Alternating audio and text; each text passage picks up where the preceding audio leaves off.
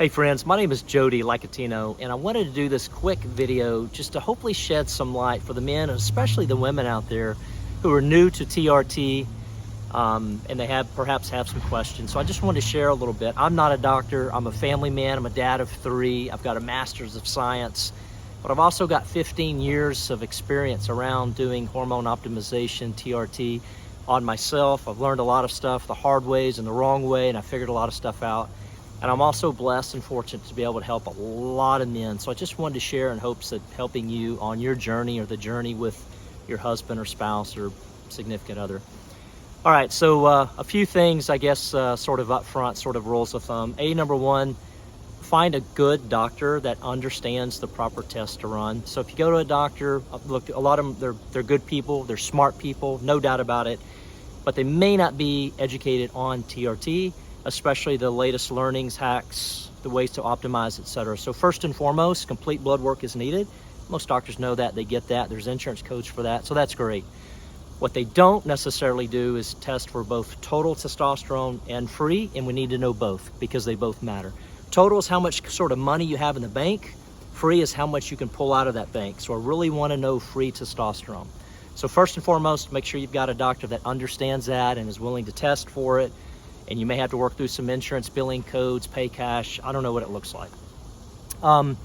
Number 2, you got to give it time. So assuming you trust your doctor and you're somewhat educated or your husband's somewhat educated, you got to give this stuff time. Rarely do I hear about somebody feeling like, Superman the next week.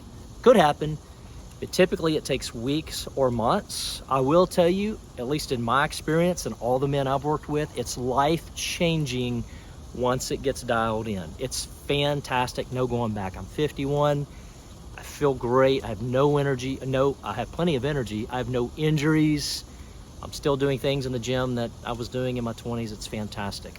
But you gotta give it time. Initially, I'm seeing a lot of water weight gain in men, and I trust the process and give it time. It will subside. In fact, it should all go down at some point. I recommend that man just trust the process, be patient. We can talk about his carb intake. He probably needs to drink more water if he's not drinking water. That'll actually help flush. Same with women too, doing hormones, by the way. But that would be number 2. Number 3, make sure it's the right, not only amount of testosterone, but the right delivery system. And so, for example, when I was doing 1 shot a week for years and years and years with a big old needle, it was not a good way of doing things. And I aromatized, therefore I had sore nipples. I was producing too much estrogen. And we've since learned that estrogen, E2, is protective in men for heart health, cardiovascular heart health, brain health. It's good for bones, etc. So we never want to crush it, but we also don't want it too high, or at least that's what was happening to me way back when. More specifically, with only once a week injection, I was going through the half-life and I was going through big peaks and valleys. So what I've learned and what I now recommend to those that I talk to is go for more frequent injections. And it doesn't have to be a 23 gauge needle, I hope it's not, or a 25 gauge, which I hit my quads with for a decade. It could actually be a 28, 29, 30 gauge needle. Shallow, IM in the delts, nice and simple, sub-Q, it's easy. I now prefer like a Monday, Wednesday, Friday dosing. It could be 2 days a week, it could be 3 days a week, it could be every other day. I find that a lot of men tend to compulse a whole lot as opposed to just going with something, trying it, documenting, adjusting, tweaking as needed, etc. But frequency of dosing absolutely matters. And I'm really only liking 2 delivery methods right now.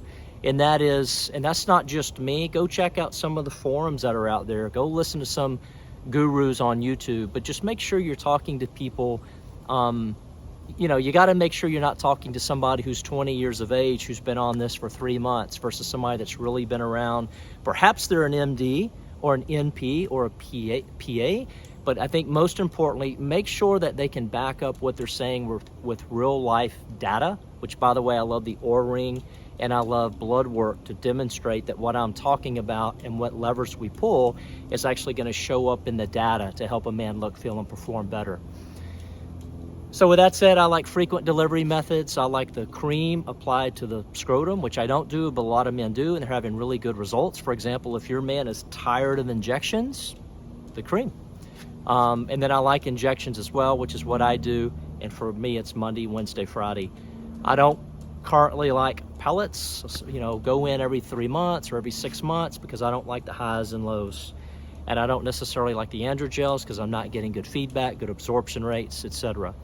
And what I always had men do, so they ought to be feeling and performing better, is we want to look at their blood markers, especially lab work, but also sometimes the Oura ring and other things, that's sleep, etc., that we're looking at.